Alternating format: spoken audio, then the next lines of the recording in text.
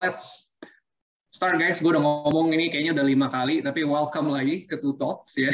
With gue Yefta bakal bantu untuk host tonight, tapi the highlight of the show tonight is Kokonan ya, who will talk tentang false mentality ya, apa dan bagaimana menghindari memiliki mentalitas yang salah. Kokonan adalah character coach yang udah very experienced ya, very well known in his field, dan udah banyak banget berbicara dan banyak banget orang yang udah dan organisasi yang terimpact oleh Kokonan. So, wanna welcome you guys to Talk. Nah, mungkin ada yang nanya ini apa sih To Talk itu?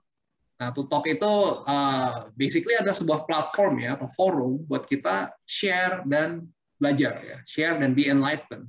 Kita selalu berpikiran ini adalah dari kita untuk kita. Nah, kita ini siapa? Ya, kita ini adalah dari Fuse ya, Intercon 2. Nah, Fuse itu adalah sedikit cerita adalah Christ-centered community. Ya, cuma kita nggak cuma talk about spiritual stuff. Nah, mungkin sebulan atau 2 bulan sekali kita ada acara yang namanya ini To Talk.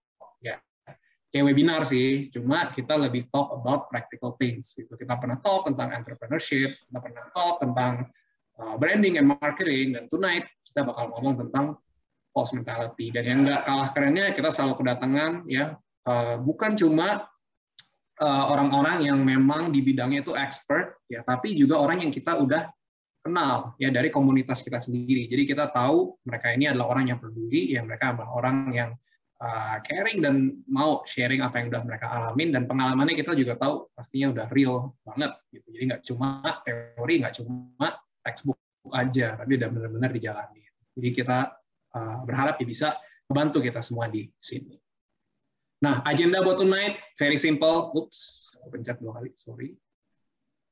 Udah mundur. Nah, kita bakal introduction what I'm doing right now. Ada sharing nanti dari Kokonan sekitar 20 menit, dan ada Q&A 60 minutes ya, itu tempat kalian bisa nanya, please ask your questions. Nah, kita ada foto, jadi jangan pergi dulu, and kalau mau dandan ya boleh sampai ada 1 jam, make sure you guys are ready buat foto.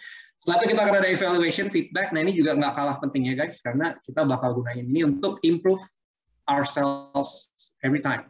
Ya, kita dengerin banget, dan kita actually appreciate kalau kalian mau take the time untuk nanti evaluate and feedback. Simple banget, kayaknya cuma 3 atau 4 pertanyaan, nggak lebih dari 2 menit, so please jangan pergi dulu, tapi if you guys can give us your feedback, okay?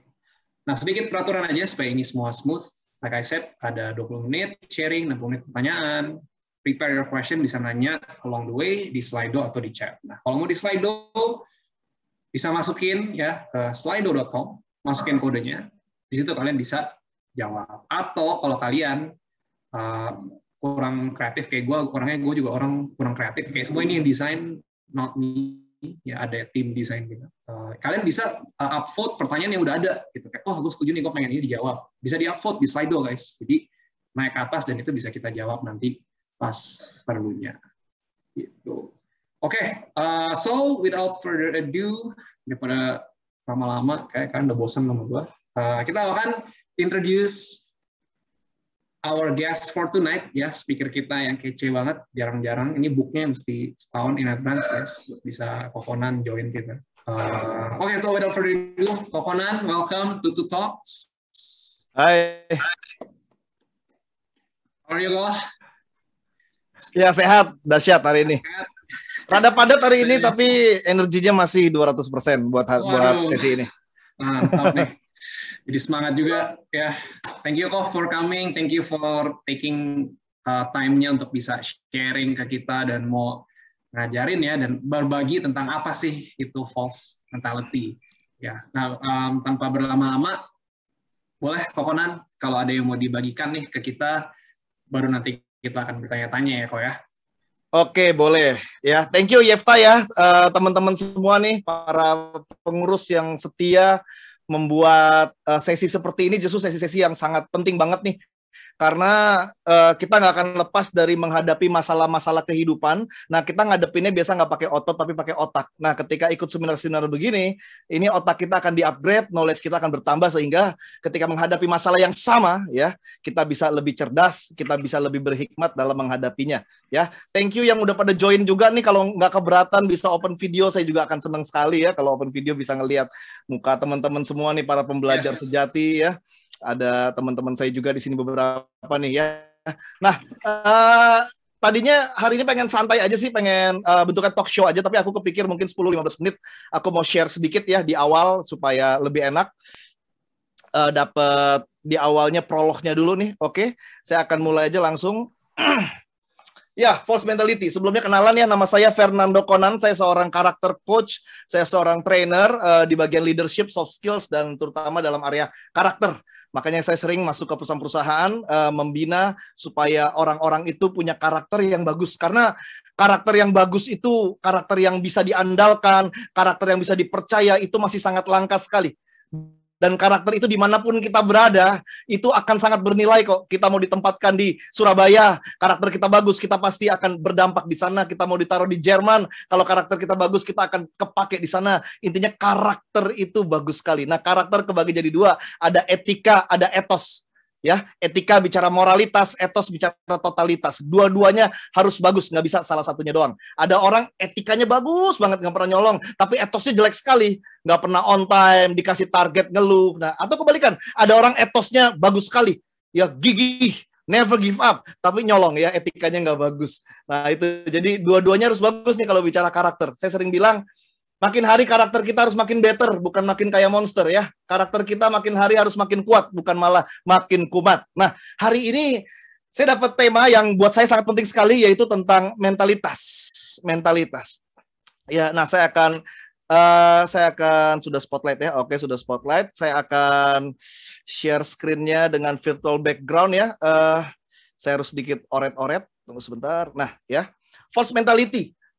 Nah, teman-teman, saya akan mulai dengan ini dulu nih, ya. Satu formula kehidupan dulu, ya. Formula kehidupan yang sangat penting sekali kalau kita tahu, kalau kita paham, karena hidup kita ini akan sangat ketemu sama namanya rumus kehidupan ini, ya. Oke, saya akan share. Mungkin teman-teman pernah dengar juga nih, namanya ERO. E plus R sama dengan O. Nah, ini rumus kehidupan yang sangat-sangat relevan dan kita pasti bertemu dengan rumus ini setiap kali. Ya, E plus R sama dengan O. Ya, E-nya ini bicara event. Event kehidupan. Macam-macam bentuknya, bisa kondisi, bisa orang-orang, bisa penyakit yang kita diizinkan alami atau kehilangan orang terdekat, apapun itu, event. Nah, banyak orang rumusnya diperpendek, bukan ERO tapi E langsung O. Nah, di sini outcome nih. Outcome. Ya, banyak orang, wajar dong saya sekarang orangnya baperan. Kamu nggak tahu apa yang saya alami, event-event yang saya alami. Di masa lalu saya, wajar dong saya sekarang nggak bisa jualan. Kamu nggak tahu saya sekarang kan lagi COVID, PPKM. Wajar dong kalau sekarang saya dendam, nggak percayaan sama orang. Kamu nggak tahu apa yang pernah saya alami di masa lalu. Nah, banyak orang itu mengartikan kalau eventnya negatif, outcome-nya pasti negatif. Jadi wajar kalau sekarang saya ini orangnya negatif karena saya pernah mengalami banyak sekali yang negatif. Nah, jadi banyak orang bukan ERO tapi EO, ya, R-nya dibuang. Dia EO, ya. Nah, sedangkan ada yang penting di sini yang kita belum bahas, yang kita skip, yaitu R. R ini bicara di response. Nah, ini respons nih, di tengah-tengah ini. R-nya ini bicara respon.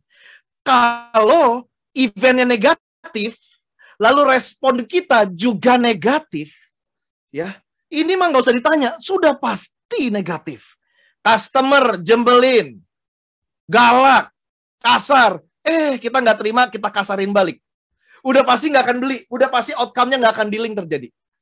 Tetapi ketika customer jebelin, tapi kita tetap sabar, ya, kita tetap layani dia, kita tetap fokus kepada solusi, bukan fokus kepada nadanya dia, ya, respon kita positif, walau di sini negatif, ya, ini bisa kemungkinan terjadi yang sering kita sebut mujizat dong. Oh iya, sangat dipengaruhi sama respon kita juga. Ya, something yang supranatural dari Tuhan itu membutuhkan something yang natural untuk bekerja sama. Sehingga bisa terjadi ada yang hal positif terjadi nih, walaupun eventnya negatif loh. Waktu saya kecil, saya ditinggal sama ibu saya ya. Ibu saya ninggalin keluarga waktu saya kelas 4 SD. Saya 5 bersaudara. Saya kelas 4 SD, ibu saya ninggalin saya. Bapak saya meninggal waktu saya umur 16 tahun. Ya, bapak saya meninggal kecelakaan di Tol Jagorawi, tabrakan di tempat, mobilnya masuk kolong truk.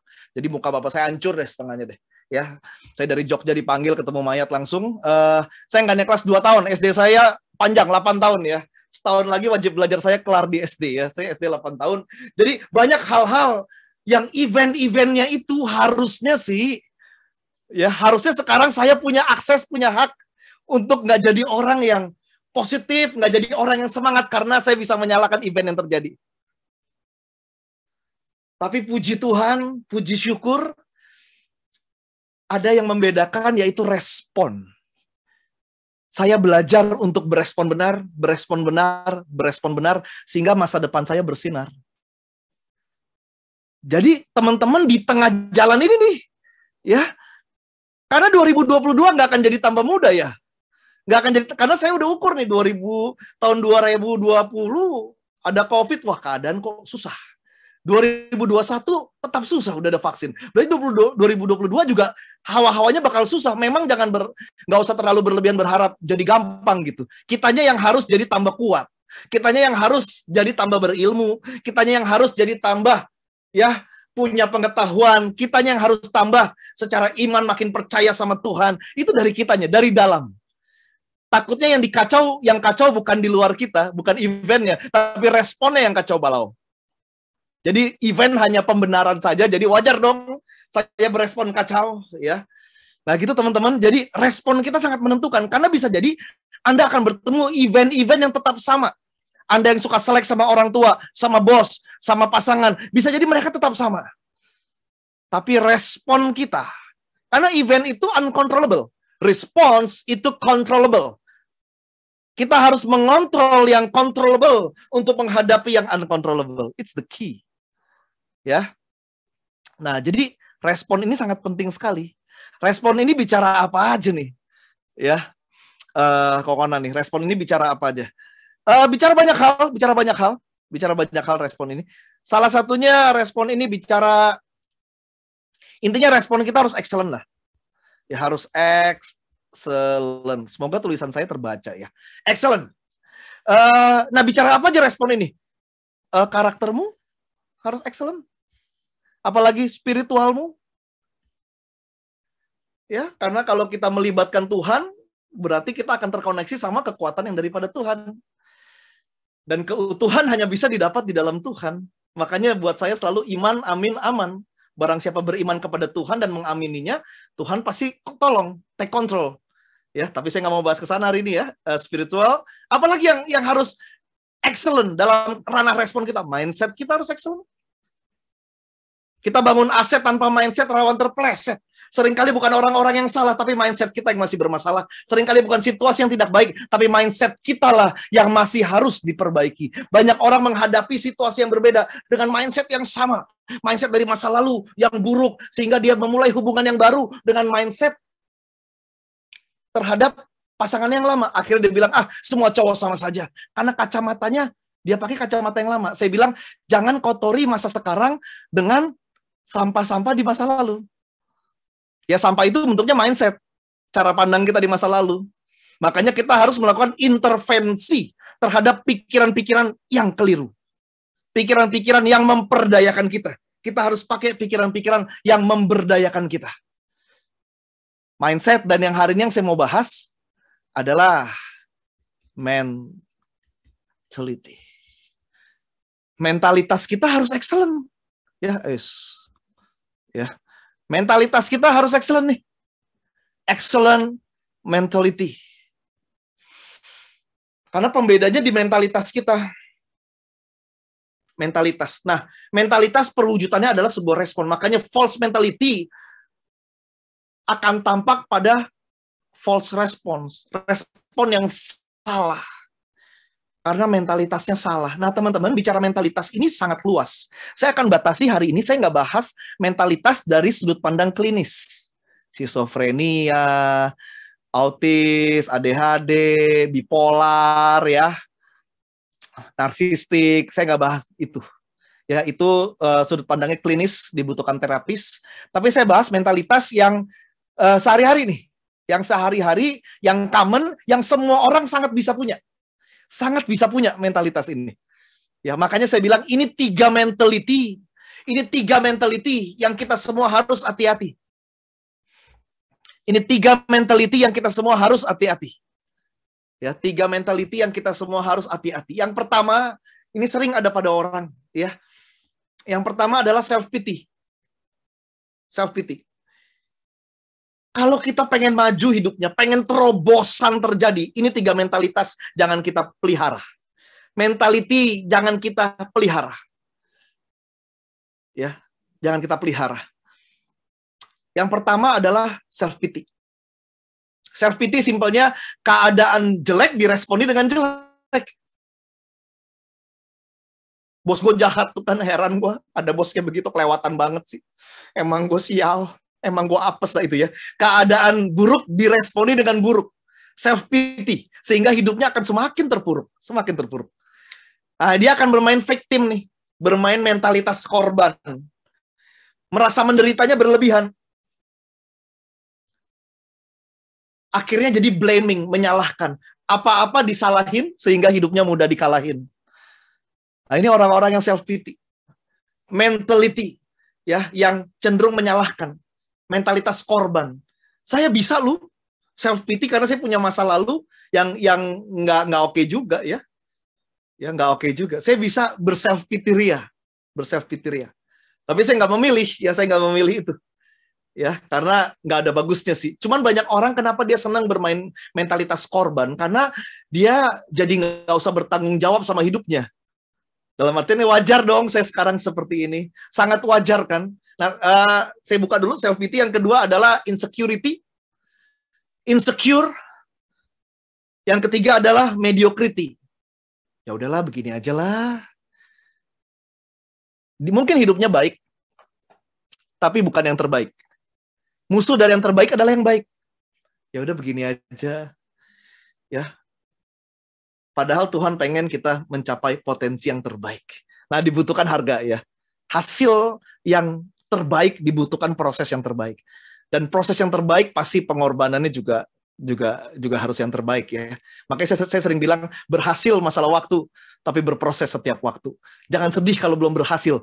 Sedihlah kalau kita belum berproses dengan benar. Self-pity, insecurity, sama mediocrity. Self-pity itu erat dengan yang tadi saya bilang, playing victim atau mentalitas korban. Ya, victim. Mentalitas korban. Ciri-ciri orang yang mentalitas korban, dia sering membuat victim story. Cerita korban, victim story. Ketika ada masalah, dia melakukan victim story. Victim story, ada 3 ciri-ciri dari victim story. Jadi Anda tahu nih kalau orang cerita, oh bisa jadi itu victim story. Ya, ciri-ciri dari victim story adalah yang pertama, ceritanya biasanya nggak utuh. Udah dipotong-potong lah. Ibaratnya kalau kita kasih orang, nih buktinya, kita kasih screenshotan, udah kita hapus-hapus tuh. Ya, nih bener kan? Nah, udah kita hapus-hapus lah. Ya. Nah, biasa ceritanya nggak utuh victim story. Yang kedua, victim story itu biasanya saya menderita. Ceritanya nggak utuh. Yang kedua, saya menderita. Yang ketiga, orang lain jahat. Situasi kejam, udah gitu. Ya, contoh waktu saya dulu masih kerja sama orang, ada masuk jam 9, dia baru datang setengah 11 kurang. Datang setengah 11 kurang pun bawa rujak, dia ngerujak dulu, dia catokan dulu. Ya, istirahat juga telat, masuknya kebablasan. Baru benar-benar kerja jam setengah 3 kurang. Dan baru dia mau kerja, dan nggak taunya ada pekerjaan yang klien minta dibereskan lebih maju. Padahal kalau dia baru masuk udah kerja benar-benar, itu nggak masalah. Tapi gara-gara dia menunda-menunda, akhirnya jadi keteteran. Akhirnya karena bos menyaksikan di CCTV, atasan bilang, ya udah kamu harus lembur tanpa dibayar. Akhirnya dia lembur 3 jam, nggak dibayar. Ya, dia kecewa dan dia mulai cerita ke orang-orang dengan victim story. Lu tahu gak? Gue kerja, ya, gue udah the best. Gue sampai lembur 3 jam, bahkan 3 jam 15 menit. Ya, nggak dibayar. Emang bos gue tega banget ya.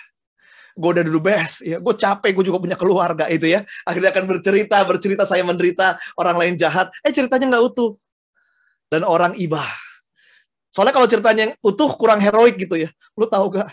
Gue masuk jam 9, gue baru masuk jam setengah 11, gue ngerujak, catokan dulu ya. Gue baru kerja setengah 3. Nah itu orang gak bakal iba ya. Ya lu PA paling begitu ya.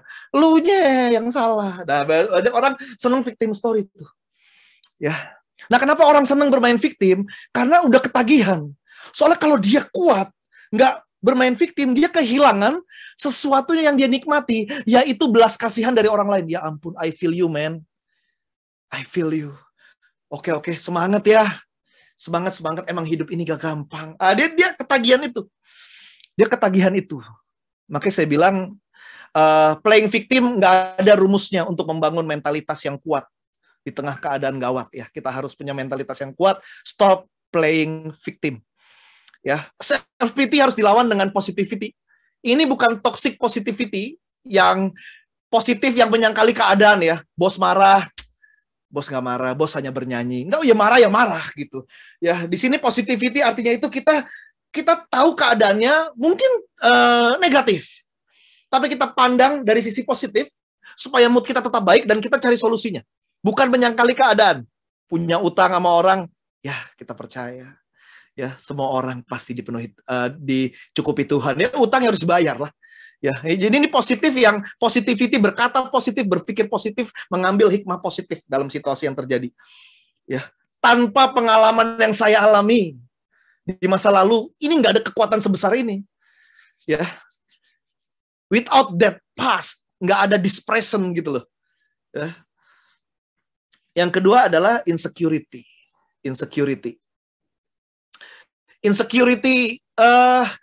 Mentalitas insecure itu gini, PD-nya nggak pedean, nggak percayaan, merasa nggak aman, selalu merasa dalam ancaman. Dan dia nih, insecurity ini konteksnya yang pertama dalam konteks rasa berharga. Dia merasa nggak berharga, dia merasa, aduh, gue mah jelek deh. Ya, gue mah kayaknya nggak keren, gue miskin. Ya, banyak orang tuh merasa nggak berharga. Orang mah itu mah bukan masalah apa yang orang kalau punya self-image, self-esteem yang bagus ya. Teman saya tuh ya, aduh nggak harus tunggu kulitnya putih, pakai Shinzui gitu, nggak harus begitu. Teman saya kulitnya kayak kuah rendang, coklat bener, tapi orangnya sangat positif ya. Dia bukan merasa ganteng, dia merasa berharga, itu aja sih. Kuncinya bukan merasa ganteng, bukan, merasa berharga. Ya, kita ada harganya nih, Tuhan menciptakan kita dengan harga yang mahal. Ya, makanya self-worth itu penting untuk mengalahkan insecurity. Insecurity konteksnya yang pertama adalah rasa berharga. Yang kedua adalah konteksnya adalah rasa nggak aman karena persaingan. Aduh, wah ini leader yang insecurity begini pelit ilmu nih. Karena dianggap kesuksesan orang itu kesuksesan dirinya yang dicuri, bahaya. Ya. Jadi konteksnya insecurity dalam rasa keberhargaan diri, dalam rasa persaingan, rasa nggak aman, dalam ancaman. Yang ketiga, trust issue, nggak percayaan. Nah, jangan jadi pribadi yang insecure, pasangan yang insecure, Anda kesiksa dalam hubungan. Dalam memulai hubungan harus percaya, kalau kita sudah komit mau sama dia harus percaya. Percaya ada resiko, nggak percaya juga ada resiko. Dua-duanya ada resiko. Ya, dua-duanya ada resikonya. Insecure. Orang jadi insecure, penyebab utamanya banyak hal ya, pengalaman masa lalu, traumatik ya. Tapi tindakan nyatanya itu adalah dia sibuk membanding-bandingkan, comparing, tapi dengan sikap yang negatif. Akhirnya abis dia compare, dia jiper. Takut shoot down. Abis complaining, dia panicking, ya, dia pusing, ya, aduh, ya. Dia melihat orang lain besar, dirinya kecil sekali. Nah, itu insecurity. Yang terakhir adalah, bisa saya balikin ke Yeftah, ya. Mediocrity. Nah, ini juga banyak orang tuh, ya udahlah, begini aja. Ya, kayaknya emang Tuhan maunya saya begini. Enggak. Ya Tuhan selalu pengen kita potensinya maksimal. Hasilnya maksimal. Nah, banyak orang mediocrity. Teman-teman pernah dengar istilah ini pasti pernah dengar ya. Climber, camper, quitter. Nah, pernah dengar ya. Jadi ada 3 tipe orang nih. Ibarat hidup ini adalah seperti pendakian ya. Naik gunung, hidup ini seperti pendakian. Yang namanya hidup seperti sebuah gunung itu seperti kehidupan. Dia menawarkan challenge demi challenge demi challenge demi challenge. Ya, nah saya suka naik gunung nih. Ya, saya zaman dulu waktu perutnya belum buncit ya, saya suka naik gunung, Merbabu, Sumbing, Ciremai, Lau, itu sudah saya taklukkan itu ya. Nah, kalau sekarang paling ke Gunung Agung aja beli buku gitu ya. Nah, di sini kita lihat ini yang paling bawah ini tipe-tipe quitter, mentalitas quitter. Yang di tengah-tengah ini camper. Nah, ini mediocrity, camper. Yang atas ini climber. Anda yang mana? Climber. Quitter itu menyerah aja terus, menyerah. Dari perkataannya kelihatan lah, aduh nggak bisa, belum coba. Ya, camper itu, nah ini mediocre nih. Camper itu adalah seorang climber yang pensiun dini. Nah, dia dulu climber tuh. Tapi pensiun dini ya udahlah, dia pikir yang dia sudah capai itu adalah ya udah inilah puncak kehidupan. Ya, belum puncak baru Bogor itu. Ya, belum Ciawi ya. Belum puncak. Dia pikir ini puncaknya udah ini. No. Dan kenapa dia betah jadi camper? Ya. Karena ketemu banyak camper yang lain. Climber itu langka climber itu. Karena climber itu dia tidak memusingkan cacat fisik, jenis kelamin, ras, masalah yang dihadapi, dia akan terus mendaki. Nah, camper dulu mendaki. Tapi karena dia pensiun dini, akhirnya pas mau mendaki lagi, dia sudah kehilangan skill untuk mendaki. Akhirnya udah males. Kalau saya ibaratkan hidup seperti sebuah peperangan. Quitter itu ngumpet. Ya, quitter itu menyerah sebelum perang. Perang juga belum, udah nyerah. Kalau camper ngumpet pas perang. Dia datang ke medan perang, tapi ngumpet. Nah, kenapa dia betah ngumpet? Karena ketemu banyak yang ngumpet. Ya, di sini juga ya. Ya, aneh, aman ya. Yang penting nggak mati lah. Udah. Datang ke medan perang, tapi yang penting nggak mati. Dia semangat di sana karena banyak camper bertemannya hanya dengan para camper dan juga dia jadi motivator para quitter untuk menjadi camper ya. Nah, climber ini yang langka nih, climber. Ya, tapi at least climber ada di 49 di ruangan inilah ya. Climber kan dia senang memperbaiki diri, upgrade diri. Ya, upgrade diri climber. Nah, jangan sampai kita puas. Musuh sahabat dari camper adalah zona nyaman. Kita betah di sini, zona nyaman. Nah, kita harus tinggalkan zona nyaman, pindah ke zona iman nih. Nah, jaraknya antara zona nyaman dan zona iman adalah pengorbanan. Ada harga yang harus dibayar. Tapi rata-rata orang senang jadi orang rata-rata. Ciri-ciri orang yang mediocre gitu. Dia hobinya menolak, ya, menghindari kesulitan, menolak kesempatan. Itu hobinya. Aduh, saya nggak siap kok. Saya nggak siap, coach. Memang nggak ada kata siap, yang ada siap-siap, terus siap-siap. Karena Anda nggak tahu kesempatan emas apa yang akan muncul nanti. Pas muncul pun Anda tetap nggak siap. Tapi karena Anda sudah siap-siap, ya Anda tahu ketika Anda ambil, ya yang tumpah adalah persiapan-persiapan Anda. Ya, jangan bilang tidak sempat untuk sebuah kesempatan. Harus berani ambil kesempatan karena hanya kesempatan yang membuat kita mengalami kepesatan. Seringkali bukan dibutuhkan knowledge lebih, bukan dibutuhkan kemampuan lebih, bukan dibutuhkan semangat lebih, tapi dibutuhkan keberanian lebih. Harus berani, ya. Nah, itu teman-teman. Jadi, ya, saya nggak siapin slide juga ya. Jadi, penting sekali untuk kita dalam hidup ini kalau kita pengen terjadi terobosan, ya, kemajuan, entering the next level dalam hidup ini, pastikan kalau kita punya ini jangan dipelihara. Self pity, mengeluh, nyalain orang, nyalain situasi, nyalain Tuhan. Ya, insecure, merasa nggak aman, takut sama persaingan, ya, merasa nggak berharga.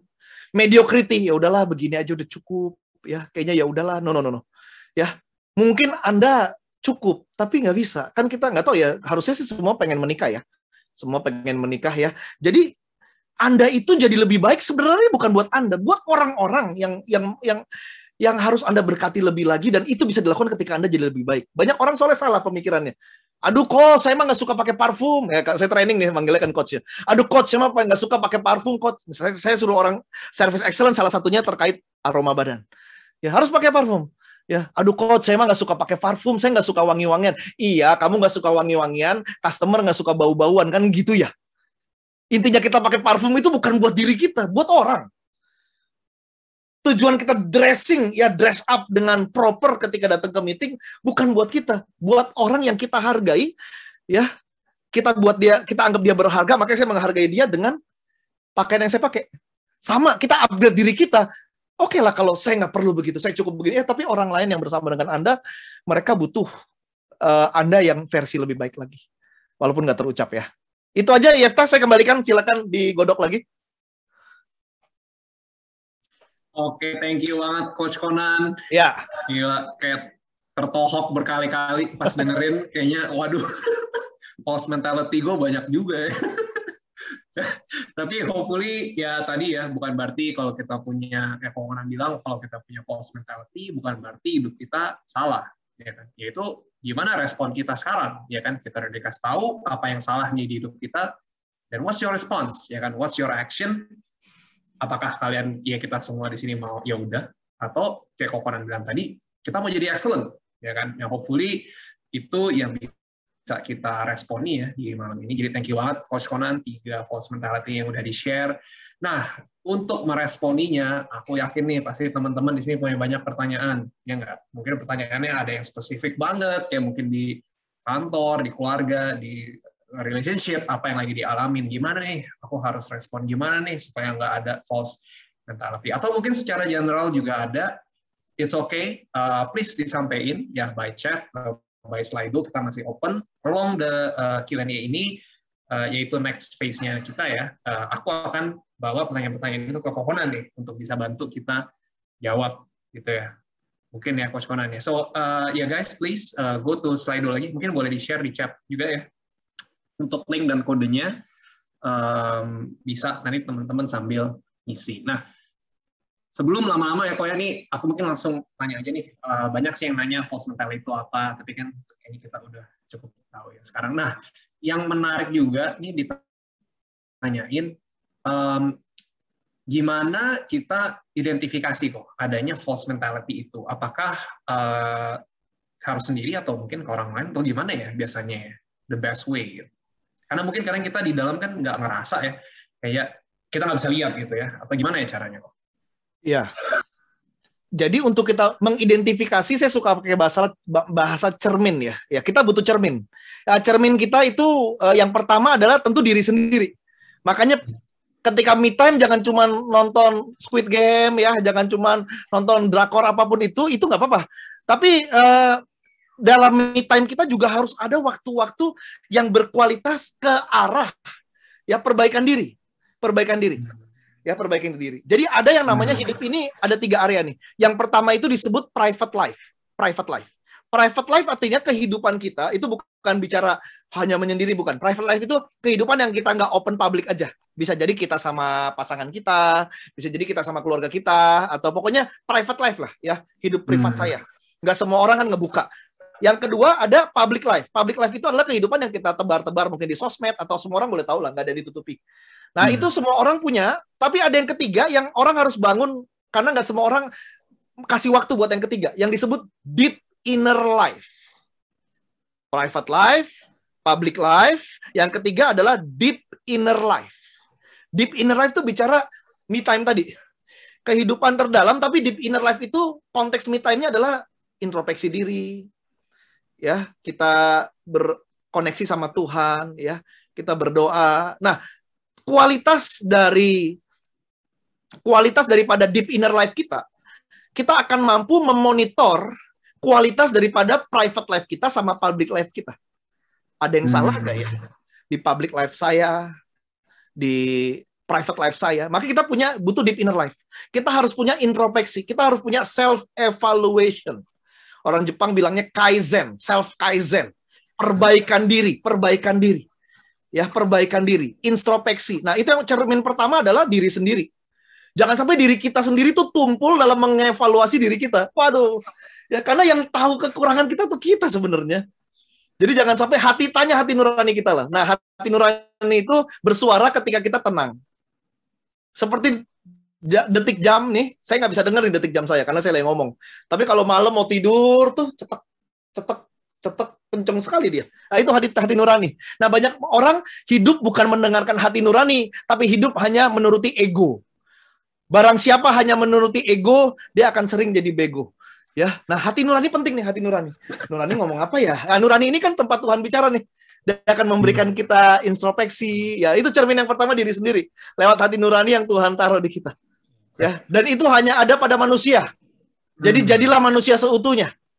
Ya, anjing nggak ada begitu. Anjing nggak ada pas habis gonggongin Brother Riff gitu. Aduh, kayaknya kekencengan kemarin gonggongnya. Besok gue ngeong deh. Nggak ada ya, dia akan gonggong aja. Ya paling insting aja. Aduh, kok gue disabet ya? Berarti galak nih. Nah, itu insting aja. Bukan dia berintrospeksi diri. Enggak. Ya, kita manusia bisa. Kita punya hati nurani. Ya, kita bisa cek apa yang salah dalam diri kita. Memikirkan cara kita berpikir. Membayangkan mentalitas apa yang salah. Mentalitas itu wujud nyatanya respon lah. Respon apa yang keliru. Jadi pertama adalah cermin dirinya harus kuat. Diri. Ya. Jadi kalau saya, apa aja yang masih harus diperbaiki, silakan tulis. Itu harus bisa tulis tuh. Kecuali enggak, saya sudah sempurna Pak. Ya udah itu nggak apa-apa. Ya, bisa jadi ada yang udah sempurna. Tapi kalau belum, kalau saya belum sempurna, ya udah apa yang bisa disempurnakan? Nggak tahu. Ya itu nggak ada yang bisa nolong berarti. Ya kalau dia sendiri nggak tahu. Ya itu yang pertama, cerminnya diri sendiri.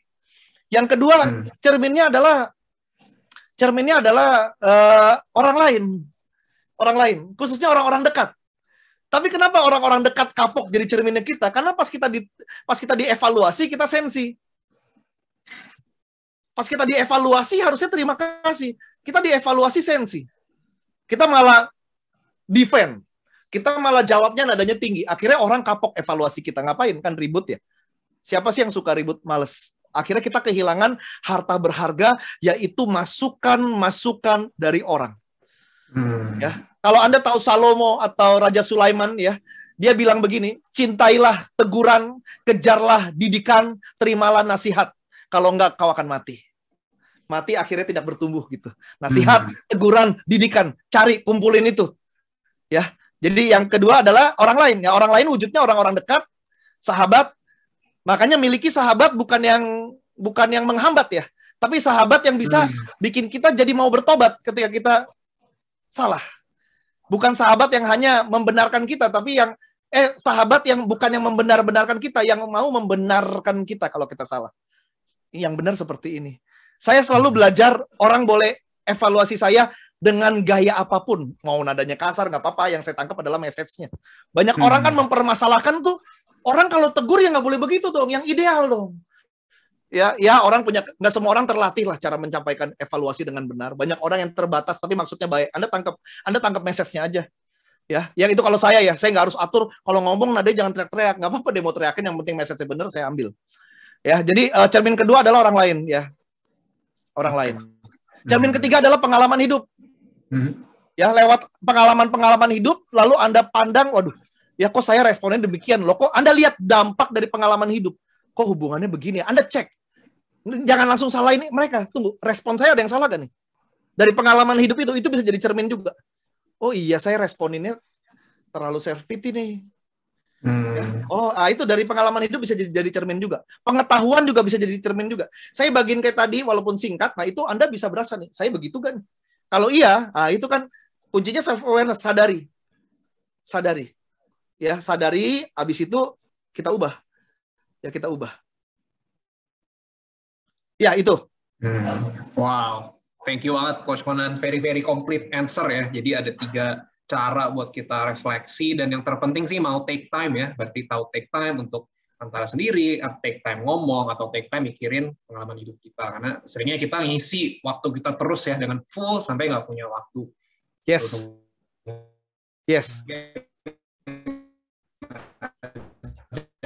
Kan buat teman-teman, even untuk yang udah datang nih ya, ketut manfaatnya. Ya.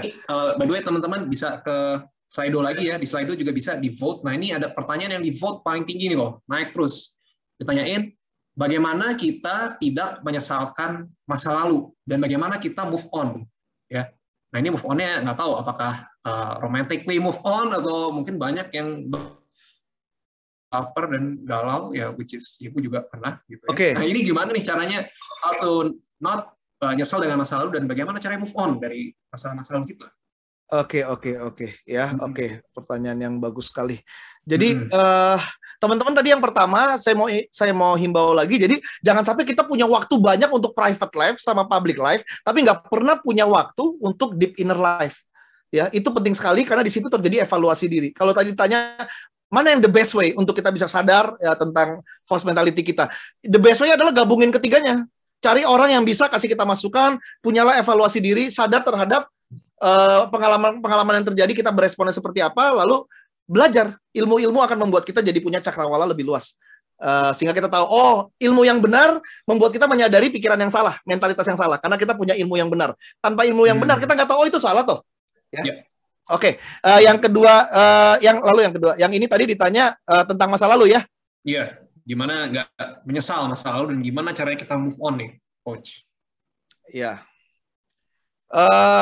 Oke, saya oret-oret ya, biar lebih visual. Boleh. Ya, teman-teman. Jadi ada 3 kurun waktu nih: past, now, and the future.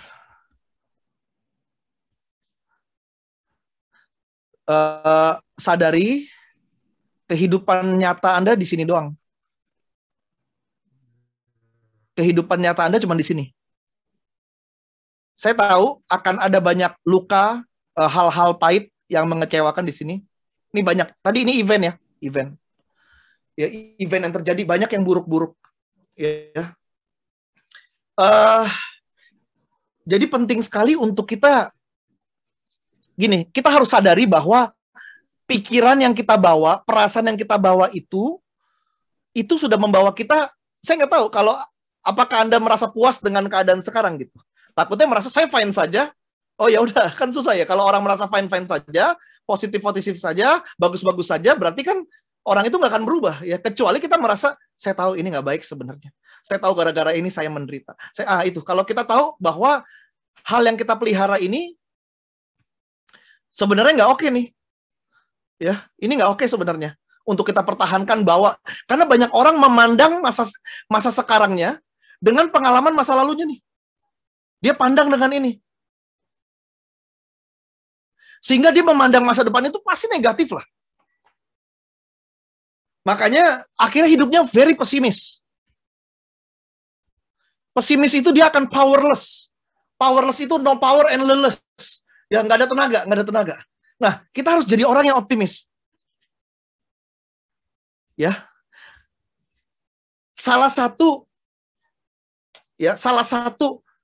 yang harus dimiliki orang optimis adalah sebuah keyakinan yang benar. Sebuah keyakinan yang benar. Pertanyaannya apa yang dia harus yakini? Keyakinan. Ada 3 hal yang harus diyakini. Orang optimis punya 3 keyakinan. Ya. Yang pertama, dia yakin masa depan itu ada. Masa depan yang cerah, masa depan yang jauh lebih baik, masa depan yang disediakan Tuhan, masa depan yang penuh harapan itu ada. Dia yakin itu. Orang pesimis yang membawa luka-luka di masa lalu, dia nggak percaya itu. Ya, dia nggak percaya itu. Nggak. Ya, yang dia yakini sebaliknya. Kalau orang optimis, dia yakin ya bahwa masa depan sungguh ada. Masa depan yang cerah itu disediakan Tuhan. Yang kedua, apa yang dia yakini? Orang-orang yang optimis. Yang kedua, dia yakin selama saya berusaha, pasti ada jalan keluar. Itu orang optimis percaya. Selama saya berusaha, Divo, komitmen, konsisten, disiplin, fokus. Ya, saya cari mentor, saya belajar, ya, saya belajar untuk memaafkan, saya berusaha pokoknya. Pasti ada jalan kebuka. Itu yang kalau orang pesimis enggak, percuma Pak, percuma. Saya bakal begini aja. Ya udah, ya terjadilah sesuai keyakinanmu. Yang ketiga, apa yang diyakini orang optimis yang ketiga? Dia yakin dia itu diciptakan di dunia ini dengan sebuah maksud daripada yang di atas. Nah, ini udah bicara iman nih, faith nih. Tuhan punya maksud, dia diciptakan salah satunya ya terhadap situasi di masa lalu yang diizinkan saya hadapi. Saya harus hadapi itu. Berarti yang ketiga, dia yakin ada God's message. Dia sangat yakin ada pesan Tuhan ya terhadap peristiwa-peristiwa yang saya alami ini. Nah, pertanyaannya Anda orang pesimis atau orang optimis? Dan orang optimis nggak begini. Lalu optimis gitu ya. Pejamkan mata, Anda optimis. Nggak begitu. Ini sebuah kebiasaan berpikir. Keyakinan apa yang Anda bangun sejak bangun tidur? Anda bangun tidur, apa yang Anda yakini sih? Hari ini bakal seperti apa? Hari depan akan seperti apa? Sejak bangun tidur. Saya morning person. Saya bangun jam 5, setengah 5 ya. Arif tahu nih. Ya ini Bro Arif pernah dulu bareng-bareng ya, tinggal bareng saya juga. Dia tahu nih ya. Dia pernah nanya begini, karena dia tidur duluan, tapi saya tidur belakangan tapi bangunnya duluan gitu ya. Saya masih bangun tuh jam 12, tidur jam 12 malam, bangun jam 5 gitu ya. Bangun. Dan sejak bangun tidur ya udah seger aja karena saya tahu sehari-hari saya untuk membangun masa depan yang baik yang sudah Tuhan sediakan dan saya yakin banget itu. Ya, jadi bagaimana untuk melupakannya? Jadilah orang yang optimis. Optimis itu adalah cara pikir yang terus kita bangun. Mulai dari apa yang kita yakini. Ya. Jadi itu ya. Lalu yang kedua adalah kita harus memberikan, yang kedua adalah, jadi yang pertama harus belajar berlatihlah jadi orang optimis. Karena Anda hadapi hidup yang ke depan ini dengan pesimis, aduh hancur lebur, jangan deh. Ya, harus jadi optimis. Jadilah orang yang optimis. Saya nggak dari sananya optimis, saya berlatih jadi orang optimis. Ya, pikiran-pikiran yang keliru, keyakinan yang salah saya bongkar. Saya ganti dengan keyakinan yang baru. Yang kedua, ya, Anda harus belajar untuk memberikan yang disebut makna. Makna yang baru terhadap situasi yang lama, yang sama. Kan situasinya sama ya, tapi kita maknai berbeda. Ada orang sama istrinya ya, kalau istrinya sudah tegur, kasih masukan, dia langsung bereaksi keras. Karena ternyata pas diusut-usut, kenapa dia begitu reaktif sama istrinya? Karena dia memaknai teguran dari istri adalah sebuah penyerangan terhadap dirinya. Jadi teguran adalah penyerangan. Tapi pas dia belajar, dia mulai mau berganti. Oke deh, enggak. Ini bukan serangan. Something wrong. Ini bukan serangan. Berarti apa dong? Perhatian, ya, ini perhatian. Istri saya perhatian sama saya, makanya dia kasih saya teguran. Ya. Akhirnya kita maknai berbeda tuh. Oh, istri saya lagi merhatiin saya. Kalau dulu istri saya lagi nyerang saya nih. Itu terjadi, bisa dilakukan sama dengan masa lalu juga. Jadi teman-teman, ini diri kita, semua kita punya masa lalu. Semua kita punya masa lalu. Ya, kita punya masa lalu kita pandang ini, lalu semua kita punya masa lalu masa lalu ini yang terjadi ini direkam ya dengan panca indera kita lihat, kita dengar, kita alami di masa lalu ya, kita visual masuk ke gerbang visual kita, auditori kita, dan kinestetik apa yang kita rasakan itu kita rekam tuh, dan itu membentuk sebuah yang namanya frame. Frame itu adalah kerangka berpikir, ya, sehingga lewat frame itu kita menghadapi kehidupan demi kehidupan. Masalahnya, frame ini nggak pernah kita perbaiki. Akhirnya frame yang lama nih, dari situasi yang mungkin dulu buruk. Nah, ini kita pelihara. Terus kita pelihara frame ini. Lalu frame ini akan berubah bentuk jadi mood. Terutama ketika menghadapi situasi yang mirip-mirip. Ya. Akhirnya mood ini karena terus-menerus berubah menjadi habit. Ya. Berubah menjadi habit. Habit ini perilaku, perkataan. Makanya ketika ada orang baperan gitu ya, saya tuh nggak, ya heran banget sih, baper banget. Dengan saya belajar begini, saya iba sebenarnya. Ketika ada orang baperan, tukang marah-marah, saya malah iba dan saya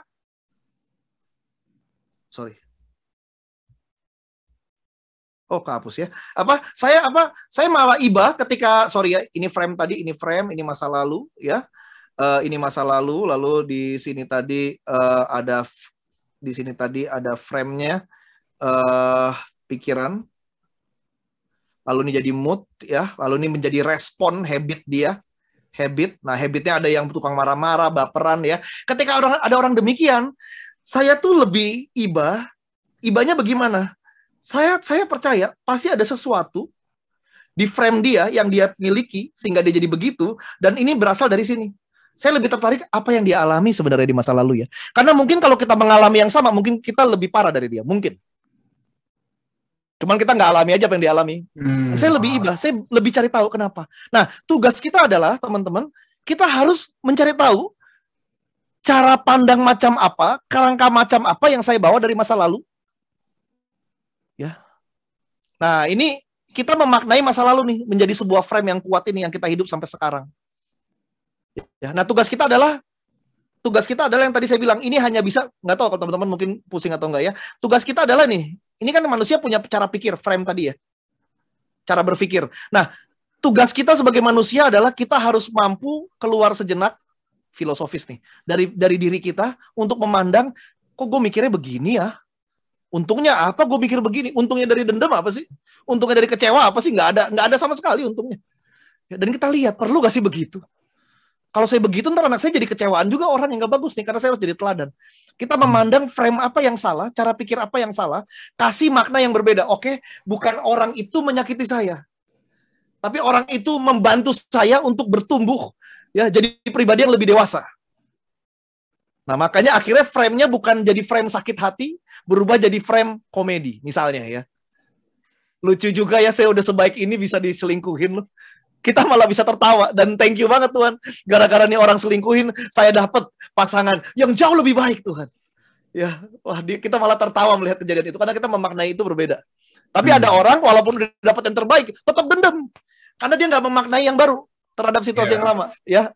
Semoga teman-teman dapat insight ya. Kalau kurang jelas bisa tanya lagi. Jadi tadi ya, kita harus memaknai, ya, memberikan makna yang baru terhadap situasi yang sama. Kalau maknanya beda, moodnya beda, perkataan tindakannya juga jadi beda.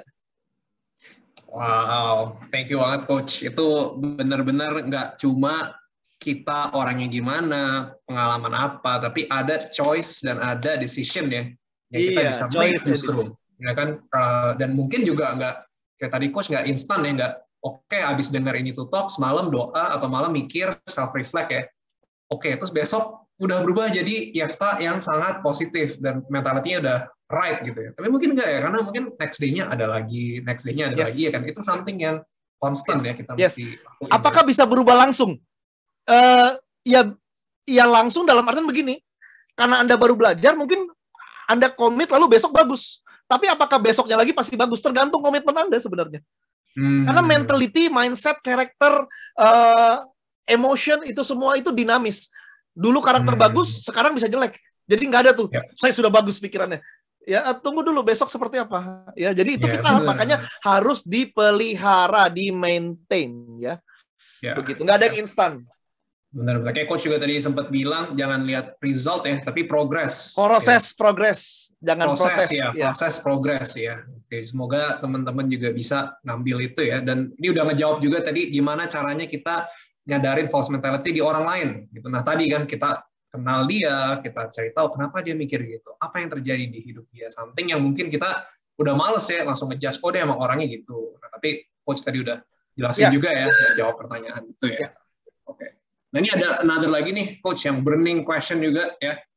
Kan kita usaha nih ya, kita udah komitmen, udah proses, kita udah ubah nih mentalitas kita yang tadinya false, udah right, udah nggak self-pity, insecure, dan lain-lain.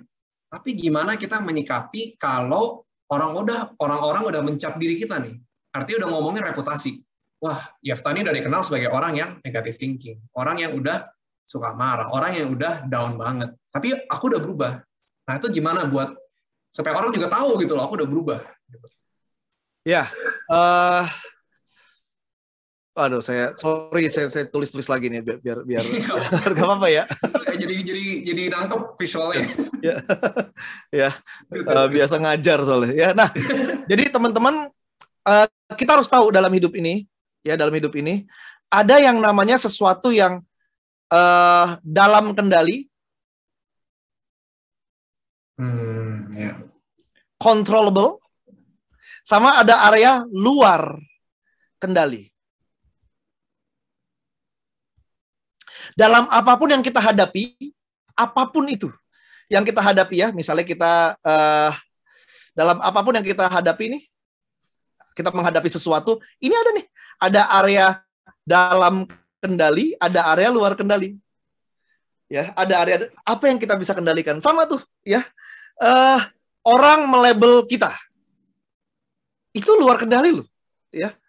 Itu di luar itu apa di luar kendali. Kita nggak bisa kendalikan mulut orang gitu. Tugas kita adalah tetap, makanya saya bilang begini, kita harus menang daripada people judgment. Untuk kita bisa terus naik level, salah satu, ada 5 tembok penghalang next level.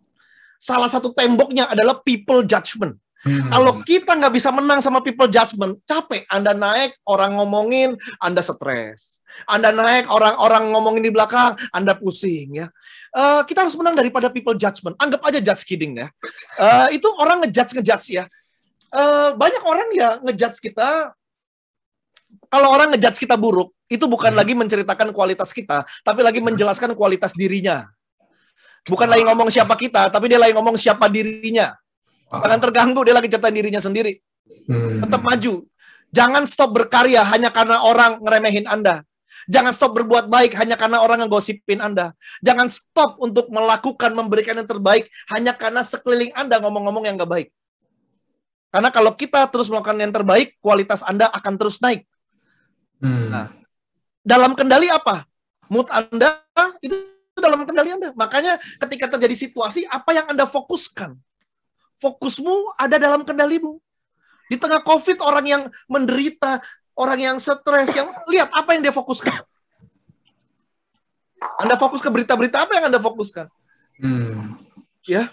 Ada orang banyak keselnya, kenapa? Karena fokus ke janji orang. Yang namanya orang berjanji mah suka lupa. Fokuslah ke janji Tuhan ya.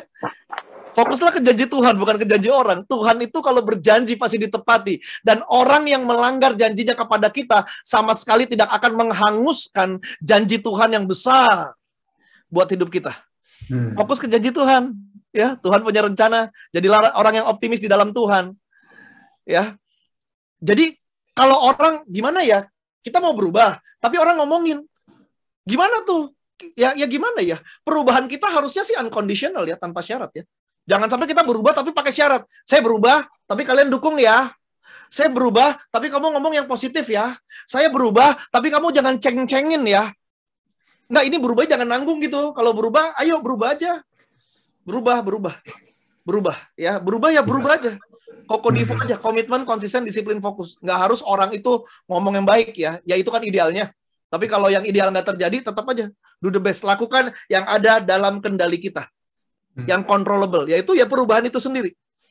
Ya, tapi teman-teman harus tahu, kalau Anda benar-benar berubah, nggak mungkin semua orang ngecap. Pasti ada orang-orang, ya, bahkan mungkin mayoritas. Kalau mayoritas tetap ngecap Anda buruk, Anda salah lingkungan berarti. Ya, dan nggak rugi kok tinggalin lingkungan yang salah. Ya, nggak rugi gitu. Tapi kalau lingkungan Anda benar, Anda melakukan perubahan. Kalau tetap ada yang ngomongin negatif, itu bisa dihitung jari. 1-3 orang. Tapi 17 orang lain akan bilang, lu beda lu. Thank you ya, tau gak? Gue sudah terinspirasi tau. Lu yang sekarang beda banget. Ya. Tapi jangan sampai kita fokus ke orang yang 3 orang itu gitu. Ini 3 orang masih ngomongin ya. Tapi kalau 17 orang masih ngomongin, tandanya Anda belum benar-benar berubah mungkin. Kecuali lingkungan itu lingkungan yang salah ya. Yang memang toksik ya. Itu tinggalin aja, nggak apa-apa sih. Oke. Coach, ya, thank you banget, Coach. Jadi, important juga siapa cermin orang, kalau pakai cermin orang lain gitu ya. Siapa yang kita pakai, kita mesti lihat. Dan nggak bisa terfokus ke 1 orang, 2 orang doang. Karena ya kalau ada pepatah sering bilang, atau pernah bilang ya, kita bukan ice cream ya, kita nggak bisa buat semua orang happy. Gitu. Cuma mesti memang lihat siapa yang bikin, yang notice ya, itu yang mesti kita fokusin ya, Coach ya. So, thank you banget. Nah, ini agak belok dikit ya, tapi masih di false mentality, karena ini pertanyaannya juga paling banyak di vote nih, Coach, dan soalnya tentang jodoh. Tentang jodoh. Terutama dengan insecurity ya. Ini kalau udah ngomongin jodoh bisa ada another to talk kali ya, nanti next-nya harus diundang lagi nih, Coach Conan. Dia bilang Kalau kita punya insecurity, takut salah dalam pilih pasangan, apakah itu salah? Gimana kita mengatasinya? Jadi kalau kita berhati-hati, apakah itu salah? Atau punya insecurity ya, apakah itu salah? Itu bukannya harus memang hati-hati kalau pilih. Iya dong, harus hati pilih. Pernikahan one way ya. Buat saya pernikahan itu one way. Ya, salah pilih akan tidak mudah ya, tidak mudah. Karena menikah itu kan kita bicara bukan hanya bicara kita berdua, tapi kita menggabungkan dua keluarga besar ya. Jadi memilih itu penting ya, terutama bukan keluarga besar ya, tapi antara kita dan orang yang kita pilih. Ya tentu kita harus pilih ya. Kalau orang bilang lu mah pilih gitu. Saya itu pacaran umur 23 sampai 26, habis itu putus saya pikir itu yang pertama dan yang terakhir, saya pikir. Nggak taunya itu yang pertama dan yang berakhir ya, nggak taunya bubar ya. Bubar ya udah, akhirnya tuh saya nggak pernah pacaran lagi tuh ya. Nggak pernah pacaran karena ya udah sibuk bangun diri aja. Ya, sibuk bangun diri karena sebelum kita dapat yang terbaik, kita harus jadi yang terbaik. Ya, kita harus jadi yang terbaik. Oke, jadi yang terbaik ya. Nah, sampai akhirnya di umur 33 ya, di umur 32 kalau nggak salah saya ketemu sama istri saya Santi. Nah, orang tuh dulu bilang begini, lu mah kebanyakan milih. Oh iya, memang saya milih. Tapi bukan milih-milih, beda ya. Milih, bukan milih-milih. Kalau milih-milih Anda kecakepan, ya, Anda cari yang sempurna, ya padahal Anda sendiri nggak sempurna. Tapi milih itu penting. Milih itu bicara value seperti apa. Tapi kalau milih-milih, ya itu Anda sibuk cari yang perfect. Tapi kalau memilih, Anda sibuk cari yang tepat. Wow. My wife, ya, she is not the perfect one, but she is the right one for me. Wow. Ya. Yeah. Sama kayak saya juga, saya bukan the perfect one buat dia, tapi I am the right one. Ya. Nah, jadi memang kita harus milih, ya. Kalau teman-teman memilih, nggak usah kasih nama itu insecurity. Menjadi salah kalau kita salah kasih nama. Contoh ya, ada orang bilang begini, yeah. Coach Conan, saya itu punya tim. Lalu saya itu suka nggak tegaan kasih tugas ke mereka. Akhirnya tugas itu saya bawa pulang. Akhirnya suami saya ngomel-ngomel, Tuhan di rumah kita nonton Netflix, kita santai. Malah kamu bawa kerjaan, sibuk kerja. Terus dia bilang begini, gimana ya coach supaya saya jadi pribadi yang bisa tega sama orang? Pertama saya bilang begini, wah, ya kalau harus pakai kata tega ya. Menurut ibu nggak tegaan? Iya, enggak loh, ibu tegaan. Ke suami ibu tega banget itu, ya kan? Maksudnya ibu orang yang tegaan kok, jangan pikir ibu nggak bisa, ya bisa kok. Oh gitu ya, iya. Tapi gini, jangan pakai kata tega, karena tega itu, kata-kata tega itu sudah ada stigma buruk di masyarakat yang artinya kejam. Ya, mungkin kata teganya diganti dengan kata delegasi mungkin. Coach, gimana sih caranya supaya saya bisa delegasi pekerjaan ke tim saya? Itu mungkin lebih oke feel-nya tuh. Tapi kalau kita pakai kata tega, memberikan pekerjaan kesannya kayak gimana sih jadi bos yang jahat, ibaratnya begitu ya kalau diterjemahin. Bukan, delegasi mah nggak ada urusan jahat baik, kecuali tega itu Anda juga ngerti maksudnya bukan tega jahat, bukan ya. Ya jadi sama tuh, ada orang dikit-dikit aduh stres gue. Gila stres hari ini, padahal maksudnya gue punya 4 deadline berdempetan. Ya udah sebut aja panjang nggak apa-apa. Wah, hari ini gue punya 4 deadline berdempetan daripada wah hari ini saya stres. Nah, kata stres itu sudah ada stigma yang buruk di masyarakat yang itu akan menyedot energi Anda. Jadi hati-hati apa yang Anda katakan. Nah, jangan sampai Anda memilih pasangan, tapi Anda yang label sendiri. Gue insecure nih orangnya. Ya, nggak tahu apakah Anda memang insecure ya, atau memang Anda memilih karena Anda mencari orang dengan value yang tepat, sembari Anda pun membangun value yang tepat. Ya, begitu. Kalau insecure dalam memilih jodoh itu, Anda itu sulit percaya dia, ya. Akhirnya Anda udah pacaran pun Anda tuh, wah tersiksa, hubungan begitu tersiksa, ya. Anda sudah putuskan, Anda memilih dia, Anda harus mulai dari nol, ya. Kesalahan apapun yang pernah terjadi, Anda harus mulai ulang. Saya bilang tadi, percaya ada resiko, nggak percaya ada resiko. Mendingan pikir-pikir ulang daripada Anda menjalani tanpa kepercayaan. Ya. I see. Okay. Itu ya, jadi hati-hati dengan label ya. Buat saya sih, kalau Anda milih, Anda bukan sedang insecure, Anda sedang milih, udah gitu aja. Dan itu harus, bukan boleh atau enggak, harus milih.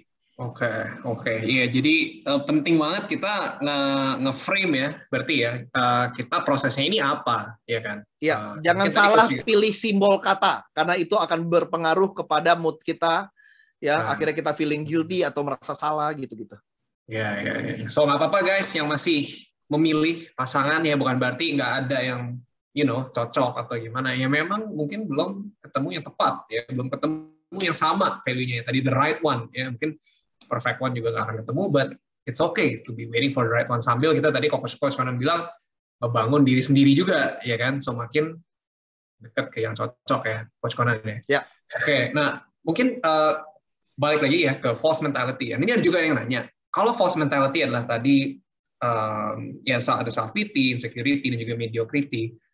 What is the right mentality sih kok? What is some of the right mentality yang kita bisa punya? Sebenarnya ini kan penamaan saja ya, penamaan dari memang yang sering saya perhatikan kita juga bisa sebut tambahin lagi cengeng, manja ya. Manja juga mentalitas ya kan, mentalitas kalau selain dalam hal klinis itu sifatnya tuh kebiasaan aja, kebiasaan untuk self pity, kebiasaan untuk, jadi sebenarnya sama halnya mentalitas yang salah itu masih bisa dikumpulin, manja, minder, apalagi ya, banyak hal sekali lah ya. Pemalu, ya orang kan apa-apa malu itu kan mentalitas tuh, malu ya, tukang terlambat ya, itu juga mentalitas, banyak hal. Nah berarti mentalitas yang benar apa ya, semua hal kebiasaan yang baik lah ya, value yang baik lah, ini orangnya orang yang proaktif ya, misalnya proaktif, mentalitas yang respect sama orang ya, respect menghargai orang, setia ya, itu ya, mentalitas yang always memberikan yang terbaik ya, extra mile ya, banyak hal baik Anda susun aja, itu menjadi mentalitas yang benar. Karena mentalitas itu adalah sebuah respon, sebuah kebiasaan akhirnya menjadi sebuah cap ya kan. Wih, ya dia ini emang tukang telat nih ya. Biasa orang katanya bukan mental tapi tukang. Ini emang tukang telat nih. Ya, orang memang tukang ya itu kalau yang buruk ya. Tapi kalau yang bagus ya, dia sih memang orangnya akan menjelma menjadi karakter. Orang sebutnya karakter ya. Wah, dia emang orangnya nih disiplin, maksudnya tuh mentalitasnya disiplin gitu.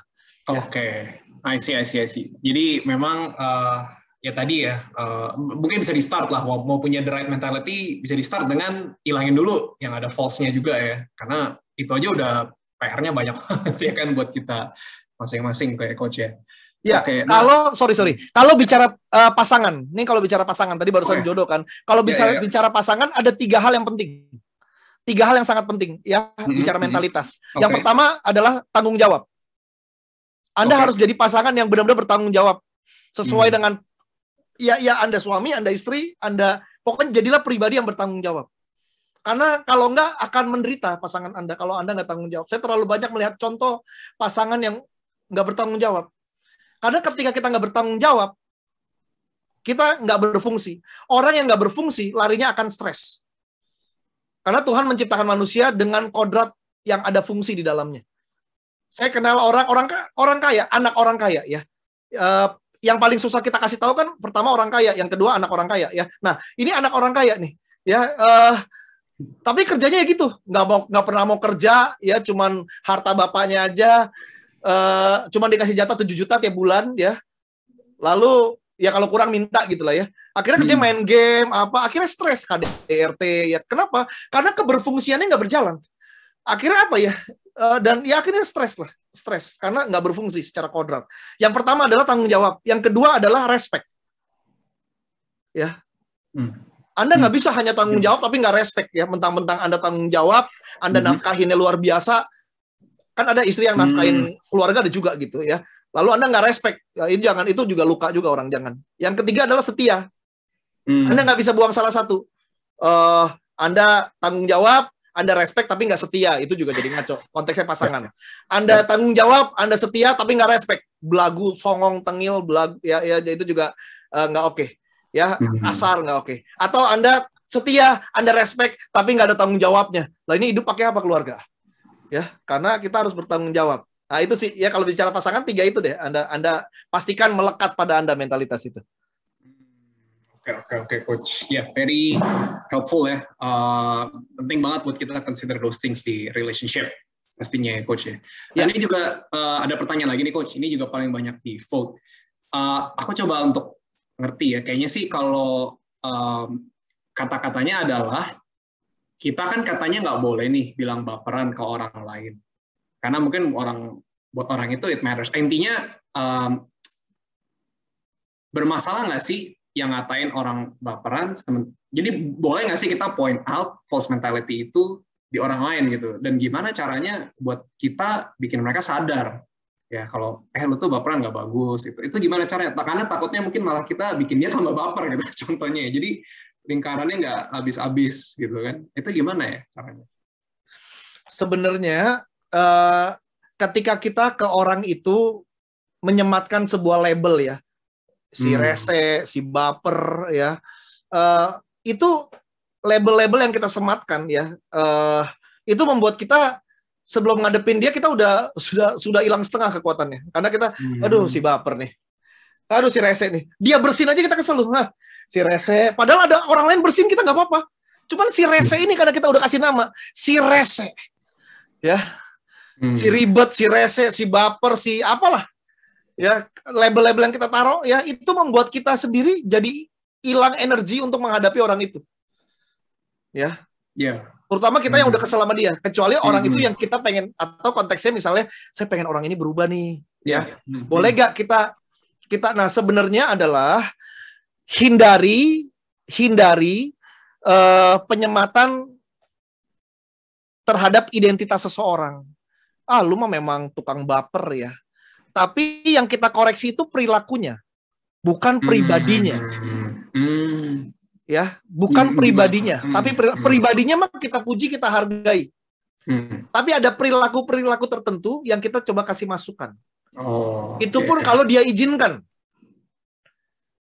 Kalau dia nggak izinkan atau dia pun nggak berasa emang apa yang salah, itu kita harus memutar dulu tuh, nggak bisa langsung datang sebagai judge bow, sebagai hakim, gua salah nggak baperan, lu baperan.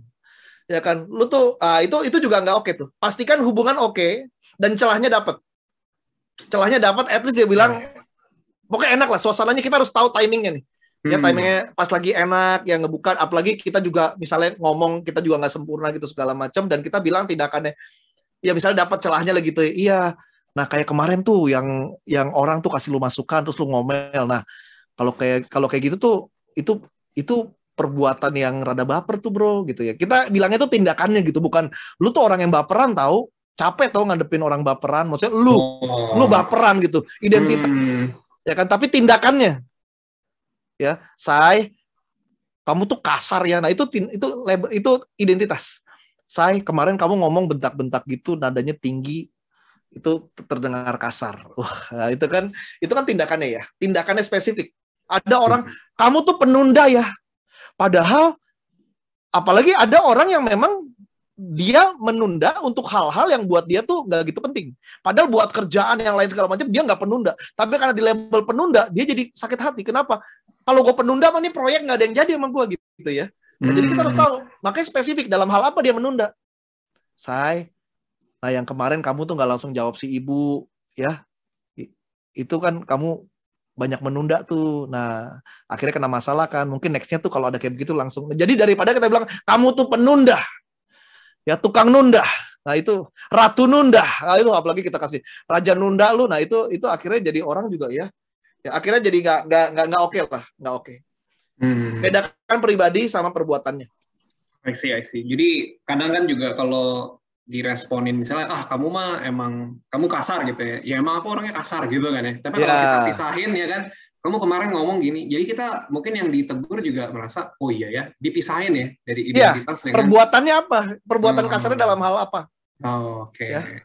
Dan pas dia ada melakukan perubahan berkata lembut, itu kita kasih pujian, kasih recognition. Tadi kamu ngomong sama adik kamu, itu kayak gitu bagus loh. Yang mana sih? Padahal dia mungkin tanpa sadar aja, alam bawah sadar masuk, alam bawah sadar keluar, ya.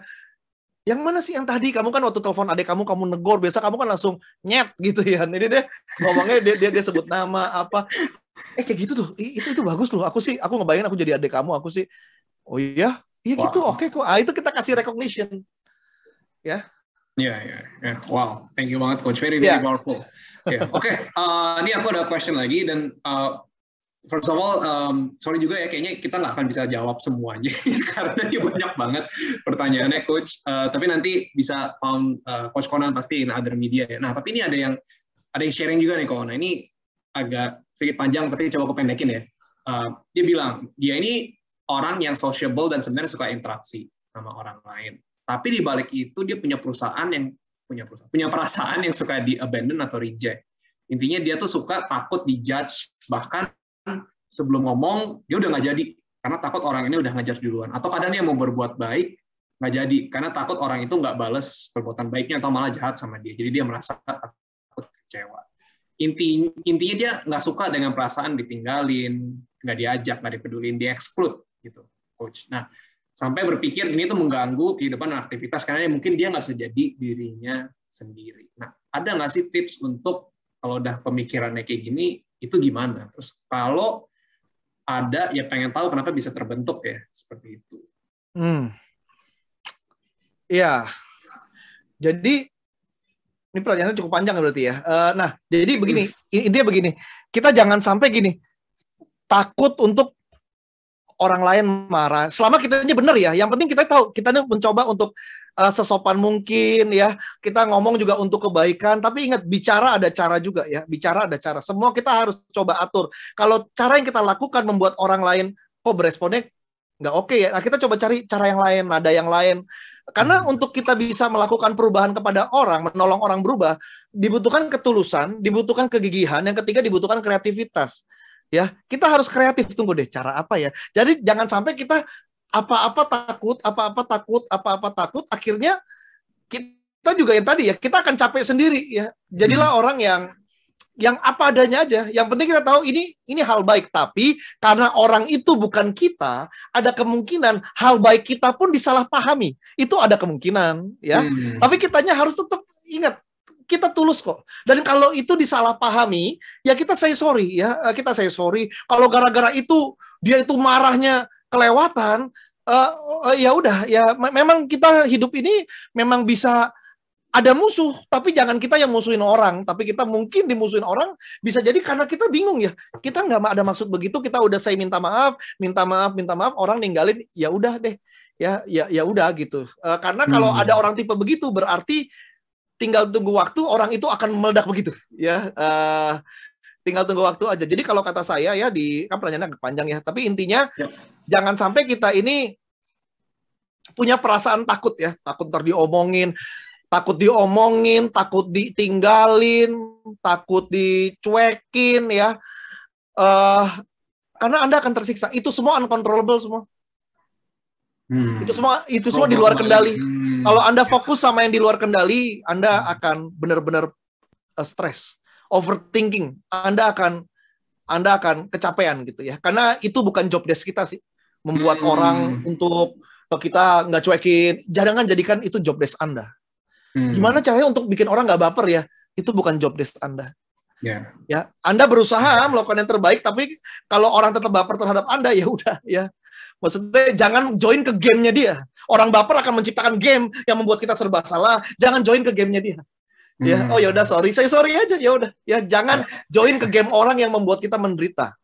Ya, begitu. Jadi terus apa tips untuk membuang pikiran negatif ya? Tadi apa? Terakhir dia bilang apa terakhir? Terakhir gimana, kenapa bisa terbentuk pemikiran? Padahal dia orangnya sociable, orangnya sebenarnya suka bergaul, tapi kenapa bisa terbentuk? Iya itu orang yang sociable, mudah bergaul itu dia memang ada kecenderungan tidak suka penolakan. Ya, tidak suka penolakan. Akhirnya orangnya jadi ekspresif ya, sukacita, tapi gampang moody juga gitu ya. Jadi justru sociable juga bisa kena ke situ ya. Nah, kenapa bisa demikian? Ya banyak faktor sih, tapi intinya adalah yang sudah bagus adalah Anda sadar Anda demikian. Oke nih, saya rada begini nih. Kunci perubahan adalah kesadaran, dan Anda harus sadari ini nggak berguna sebenarnya. Rasa begini nggak berguna. Ya, berarti Anda harus ganti dengan perasaan yang lain. Jangan karena itu perasaan model begitu sudah Anda hidupi 20-30 tahun, Anda lanjutin terus hidupi itu. Enggak. Kita harus intervensi terhadap respon-respon kita yang sudah terprogram sekian lama. Ya kita ganti, oh ini respon nggak oke nih, ya saya mau jadi pribadi yang berbeda. Nah Anda harus ganti respon-respon yang salah. Ya mulai dari, nah itu akan muncul rasa aduh takut dicuekin. Nah, tapi Anda harus lawan itu. Anda harus self talk yang kuat ya. Anda harus rilis bahwa enggak lah. Loh, gini, emang kalau dicuekin saya udah benar, tapi kalau dicuekin emang hal buruk apa yang terjadi ya? Hal buruk apa yang terjadi ya? Kalau sebenarnya mah itu beneran cuman inner game kita doang sih. Kalau dia benar teman-teman yang benar ya, kita udah benar dicuekin ya, kita malah cuma ngasih masukan yang benar. Kalau dia teman yang benar, dia akan balik lagi kok. Mungkin dia emosional sesaat aja cuekin kita, akhirnya dia akan balik lagi kok. Kan kita tetap baik ya. Tapi kalau dia tidur ninggalin kita, lalu marah-marah, ngilang, dendam sama kita, ya udah ya berarti kan jadi tahu ya, ada list teman kita yang kita sangka benar, ternyata ada yang nggak benar. Nah itu kan kebuang satu nggak apa-apa. Jadi tahu ya. Jadi kembali ke respon dan gimana kita interpretasinya ya, Coach. Nah, oke, Coach. Nah ini kita udah hampir habis, tapi masih bisa beberapa question ya. Nah ini ada pertanyaan bagus banget nih, Coach. Gimana kita influence, motivate other, ya team member gitu ya, untuk punya growth mindset dan self motivation. Kalau aku interpretasi ya, mungkin tadi Coach Kon punya sharing, kan kalau dari camper motivate yang quicker dengan dia ada di situ ya kan. Nah, gimana kalau kita pengen motivate yang misalnya kita udah climber nih ya, kita di kerjaan, di tim, dimanapun kita udah yang berjuang. Gimana kita motivate yang dari camper ini untuk jadi climber juga, Coach? Ya, bagaimana kita memotivasi orang-orang yang secara pikirannya dia fixed mindset ya? Iya, untuk punya growth mindset dan punya self motivation, Coach. Itu. Oke. Ya, bagaimana untuk memotivasi mereka? Sebenarnya gini, sebelum kita buru-buru mikirin action-nya, kita harus tahu apa yang membuat mereka tidak termotivasi. Itu yang lebih penting. Karena alasan orang nggak termotivasi beda-beda. Nah, banyak orang, dia langsung menyimpulkan respon seseorang dengan apa yang ada di pikirannya, pengetahuan yang di pikirannya. Contoh, Pak, gimana sih Pak membuat orang yang selalu nggak mau, ya, supaya dia jadi mau? Nah, saya selalu bilang, harus cari tahu apa yang membuat orang ini bilang nggak mau. Nah, seringkali kita malah sibuk label, ini orang yang selalu nolak nih, lihat nih, gue kasih pasti nolak. Tuh kan nolak kan, dasar tukang nggak mau. Kita akan langsung nih, apa-apa pasti nggak mau. Nah, padahal kita harus cari tahu apa yang membuat orang ini nggak mau. Misalnya kita tanya orang ini, Pak, kan saya kasih tugas ini, Bapak nggak mau, kenapa ya Pak? Aduh Pak, saya paling nggak bisa deh. Maksudnya Pak, saya kan gaptek orangnya. Oh, maksudnya gaptek gimana Pak? Ya apalagi ini kan pakai Zoom gini, saya nggak ngerti Pak. Oh, Bapak ini nggak mau ambil tugasnya karena Bapak merasa gaptek, apalagi dalam contohnya dengan Zoom begini, Bapak merasa nggak bisa gitu ya Pak? Iya Pak, saya tuh nggak bisa. Gini Pak, Bapak boleh nggak kasih saya waktu ya 2 bulan, kasih saya waktu 2 bulan, kita atur 6 jam aja, 6 jam. Tapi saya kasih saya waktu 6 jam, kita atur waktunya selama 2 bulan ini, saya bagi 2 bulan 6 jam, saya ajarin Bapak pakai Zoom, dan saya jamin Bapak akan jadi bisa nih Pak. Bayangin ya, Bapak yang nggak bisa, jadi bisa pakai Zoom Pak. Dan itu caranya nggak susah. Ya selama Bapak ikutin saya. Nanti saya intens, saya luangin waktu saya habis kerja, kita 1 jam atau setengah jam gitu, selama 6 jam. Nah, Bapak bayangin, kalau Pak Tono udah bisa pakai Zoom, Bapak bisa nggak Pak lakuin pekerjaan ini Pak, tanggung jawab ini? Ya saya coba sih Pak kalau gitu. Nah, bukan nggak mau loh. Dia mau coba sekarang, bukan nggak mau lagi. Ternyata dia bilang nggak mau, bukannya dia tuh toksik, tukang nolakin, bukan. Karena dia tuh merasa gaptek ternyata. Nah, sama orang-orang yang nggak punya self motivation, orangnya nggak termotivasi. Kita harus tahu kenapa dia nggak termotivasi. Daripada kita, ini orang pada lemes-lemes nih, gimana ya buat semangatin si lemes-lemes. Setiap orang lemes punya alasannya. Masing-masing ya. Nah, tujuan kita adalah kita bukan fokus ke masalah, tapi cari akar masalah. AC saya waktu itu bocor, ya. Saya bisa tempel pakai double tip, jebret, ya kan, double tip yang gede gitu. Set, ya nggak bocor lagi. 3 hari bocor. Saya pakai double tip lagi. 2 hari bocor. Karena itu bukan masalahnya. Masalahnya adalah di talang, di pipa di dalam AC saya kalau dibuka, itu pipanya itu terjadi kondensasi. Pembekuan, air AC-nya nggak bisa kebuang, akhirnya penyerapannya nggak sempurna, akhirnya bocor. Ya, nah, kita harus bayar harga untuk cari tahu itu, dan udah tahu pun masih mahal lagi, panggil tukang. Karena paling gampang tempel double tip, paling gampang adalah ngelihat masalah, oh yaudahlah, nanti coba saya motivasi deh, sambil makan bakso saya motivasi. Nah, itu kan yang paling gampang kan. Tapi kalau kita gali dia, cari tahu tentang dia, apa yang dia rasakan, nah begitu, ya. Jadi lebih ke caranya itu soalnya custom, tapi lebih penting adalah kita cari tahu apa yang membuat dia tidak termotivasi dan nyaman tinggal di comfort zone. Ya, kalau untuk growth mindset itu another session ya, karena itu panjang tentang growth mindset. Ya, tapi saya emphasize tentang motivation. Orang nggak termotivasi itu banyak alasannya. Dan tugas kita adalah cari tahu apa yang membuat dia kok nggak termotivasi. Oke, jadi memang harus take the time untuk kenal ya, untuk kenal, tahu kenapanya, dan kita mesti bisa. Dan itu kan nggak gampang, kayak tadi Coach Conan bilang 2 bulan, kayak aku mikir wah lama juga, tapi ya benar lah, mungkin butuh waktu selama itu juga kan untuk bisa kita kenal, bisa dikasih tadi ada window ya, untuk bisa tahu masalahnya, dan mungkin kalau memang technical skill ya bisa diajarin selama itu ya, Coach. Betul. Ya. Nah ini kebetulan kita udah waktu kita udah hampir habis nih ya, nggak berasa banget ya, tiba-tiba udah 9:25, udah sejam nih tanya jawab, dan Coach udah sharing banyak banget juga tadi. Mungkin untuk kita close ini ya Coach ya, is there anything yang you wanna close? Sebenarnya ada pertanyaan sih, ini yang paling tinggi juga, itu mungkin bisa menjadi pertanyaan terakhir ya untuk nge-close kita juga. Is it wrong to think the worst of everything? Nah mungkin juga bisa dikaitin dengan ya ini, is it wrong to have a false mentality? Seberapa salahnya sih memang kalau kita punya false mentality? Emang kenapa sih gitu? Oh, oke. Jadi kalau kita punya false mentality ya, pokoknya yang nggak boleh adalah Anda menyalahkan diri Anda. Tindakan menyalahkan diri terhadap respon yang salah itu hanya menguras energi Anda saja ya. Tugas kita bukan menyalahkan diri, tapi menyadari bahwa mentalitas ini membawa saya sampai mana. Apa saja dampak yang dihasilkan dari mentalitas ini? Coba self pity. Ya ketika ada masalah kita malah berkeluh kesah, kita malah menyalahkan keadaan, kita malah ya itu kan kita jadi nggak ada power untuk mengambil sebuah tanggung jawab kan. Yang kedua adalah insecurity. Ya kita akan sibuk compare, membanding-bandingkan ya. Kita akan cenderung merasa takut tersaingi. Itu juga membuat kita jadi pelit, nggak bagi ilmu, mediocre. Itu membuat kita nggak naik level. Nah itu membuat kita, makanya saya bilang Anda sulit untuk mengalami terobosan hidup kalau Anda memelihara, Anda menyayangi 3 mentalitas ini ya. Percayalah 3 mentalitas ini nggak akan membawa Anda jauh gitu ya. Karena 3 mentality ini sangat tidak produktif ya. 3 mentalitas ini tidak oke lah gitu ya. Milikilah mentalitas yang lain yang lebih pantas ya untuk Anda pegang untuk menjadi seorang climber. Anda nggak bisa climber tapi Anda orangnya insecure, Anda orangnya mediocre ya. Makanya jangan puas jadi camper ya. Kita harus jadi climber gitu. Gitu. Jadi ini bukan gini. Ini bukan salah benar sih. Saya nggak akan menyalahkan teman-teman. Anda salah kalau Anda punya 3 itu. Tapi saya harap dari sesi ini Anda tersadar, dan dengan kesadaran yang Anda dapat, Anda memilih untuk tidak memelihara 3 mentalitas itu lagi. Jadi nggak ada yang harus sebenarnya. Anda harus, nggak ada salah benar. Tapi ini kesadaran total. Ya, kesadaran total dari kita untuk memilih tidak memelihara 3 mentality itu. Ya.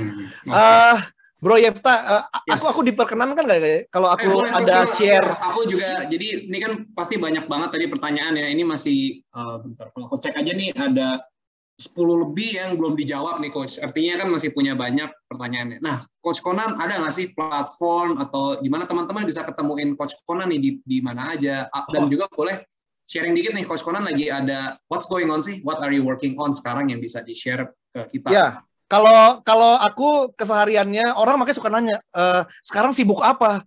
Ya sibuknya masih sama ya sebelum COVID, pas COVID, setelah COVID juga sibuknya masih sama. Saya seorang trainer, saya seorang coach ya. Saya banyak di perusahaan, lebih mainnya saya di in-house training ya. Trainingnya in-house ya, tetapi sebulan sekali, sebulan 2 kali, kadangkala saya suka bikin yang namanya in-house public seminar ya. Nah ini sebenarnya bukan tujuan fokus begini sih ya, tapi kalau teman-teman ada boleh. Ya ada yang kebetulan pengen belajar sesuatu tentang time management misalnya ya, time management. Nah ini kebetulan tanggal 16 Oktober saya ada ngajarin tentang time management, dan ini penting sekali karena tanggung jawab kita makin tambah, tapi waktu kita tetap sama, 24 jam. Ya, nah, dibutuhkan, waktu itu Brother Riff pernah ikut ya, dibutuhkan sebuah skill untuk bisa memanage waktu yang Tuhan kasih. Nanti kita akan belajar bagaimana cara menyusun prioritas, bagaimana mengaktifasi to-do list yang efektif, dan bagaimana melakukan duplikasi atau delegasi ke tim kerja kita.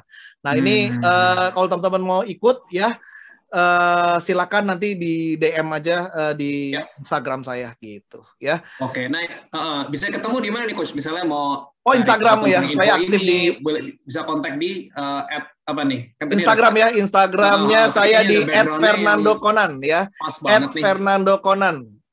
Backgroundnya kayak tadi udah lengkap. Oh iya, background tadi tunggu bentar ya. Infonya boleh mungkin. Ini. Iya, ya Fernando Conan ya. Oke. Fernando Conan, bisa email juga ya. Mungkin kalau ada teman-teman yang follow, pasti Coach Conan punya other resources ya yang bisa ngebantu teman-teman di situ, right? Untuk bisa kita makin upgrade diri kita, ya untuk makin kita upgrade mentality dan karakter kita, gitu ya. Kalau Coach ya. So thank you banget Coach Conan. Aku tadi tertohok. Belajar ya, responnya juga menanyakan ya, teman-teman juga thank you banget yang udah kasih questions. Hopefully kita semua learn something, get something, dan hopefully tonight nggak langsung habis ini tutup, buka Netflix, ke Squid Game, ke Money Heist atau apapun, Hometown Caca. Cuma mungkin take some time sebentar untuk kita reflect ya, apa sih false mentality tadi dari self-pity, insecurity, mediocrity, apa yang kita ada, dan kayak Coach Conan bilang, semua mulai dari disadari, nggak usah mungkin overwhelmed, aduh gimana ngubahnya, kayak aduh gimana ngilanginnya, tapi sadar dulu ya Coach ya, cermin dulu, sadar dulu, tahu dulu, dari situ ya aku yakin dan Coach juga pasti yakin untuk teman-teman di sini, hidup kita makin realize our potential. Yes. Gitu ya, Coach ya. Oke. Thank you so much guys. Jadi thank you for coming to Talk. Jangan pergi dulu ya, please. Kita kasih sesi foto-foto dan evaluate real quick. Cuma thank you banget, dan if you guys have any suggestions nanti bisa ditaruh juga. Bisa nih apa nih next topiknya yang kalian ingin tahu. Dan again it's free, so next time kita adain, you guys can still join in juga. So mungkin boleh ya Rizka kita ke sesi feedback ya. So ini ada slide atau ada linknya, mungkin bisa di-share juga di chat. Kita bakal kasih waktu little bit, yang maybe just 3 minutes untuk kalian isi. Nanti kita akan balik untuk foto ya. Yes, boleh diisi. Kita tunggu dulu ya guys. Jadi mungkin around 3 minutes ya, 21:35 kita akan balik foto, and then we can say goodbye. Oke, kita tungguin, and I'll see you guys in a few minutes. Boleh disambil.